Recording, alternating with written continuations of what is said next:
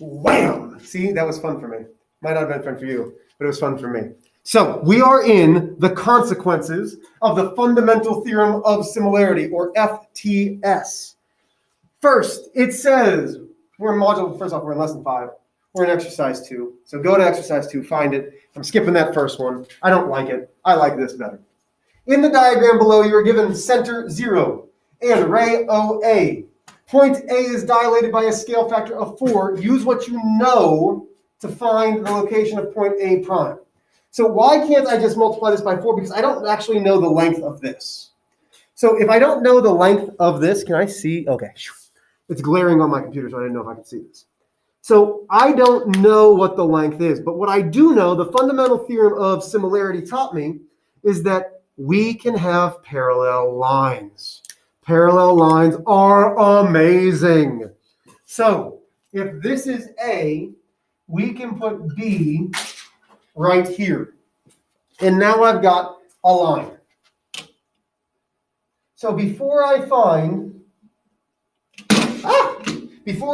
A prime, which is on this diagonal, which I can't do because I don't know the length of A prime, I can find B prime. How do I do that? Well, the length of B from here to here is 1, 2, 3. So OB times my scale factor of 4 equals OB prime. But Mr. H, it's not asking for B prime. Just bear with me. Why am I having a mask on? It's because I walked out. There we go, better. So OB is 1, 2, 3. It's 3 spaces. So 3 times 4 is OB prime. So that gives me 12 is OB prime. So OB prime, B prime is down here at 12. So what can I do now in order to find A prime?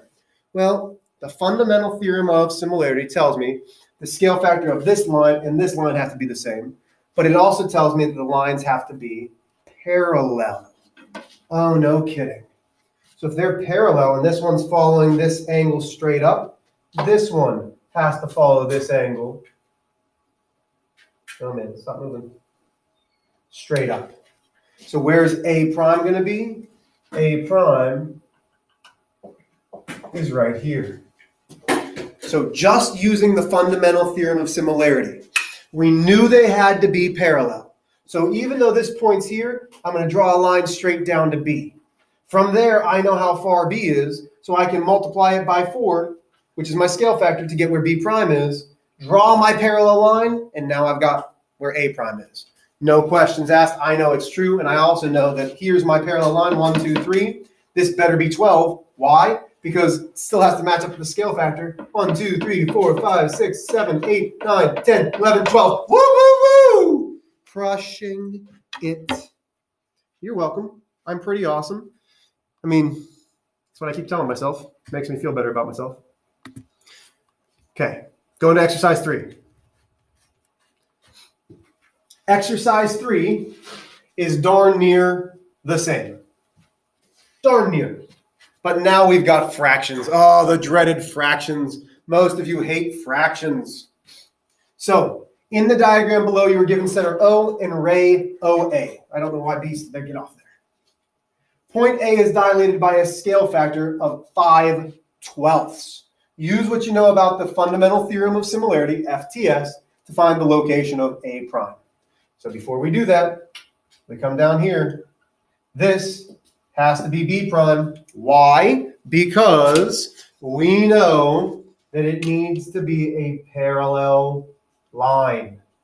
Must be a parallel line.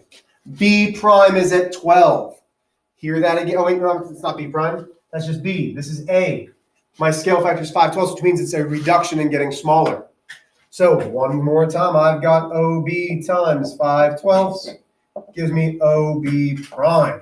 So OB is 12 times 5/12 equals OB prime. Get your calculators. Do 5 times 5 divided by 12. I know that it's just going to be 5. So OB prime is smack dab right here at 12. All right. Oh, man. I'm screwing up. Rewind. Look, So I cross multiply, gives me 5. 5 is OB prime. So B prime is at 5. Phew. Remember, fundamental theorem of similarity tells me two things. First, the lines must be parallel. They must be parallel. And they have to have the same scale factor. But that doesn't help me here. But I know they must be parallel, so it follows through. Which means this point, even though it's not perfectly at something, this point right here is A prime. You will need to be able to show these on a test. You will need to be able to show these on a quiz. It is imperative that you understand how to do this. Last example. Let's see if I can do this without screwing up. Wait, that was the last example. You lucky dogs, you. That was the last example. So the key to this, parallel lines, multiplying by the scale factor, remembering this, that it's pre-image times the scale factor equals the image. Every single time we are using this formula. Hooray, we're done.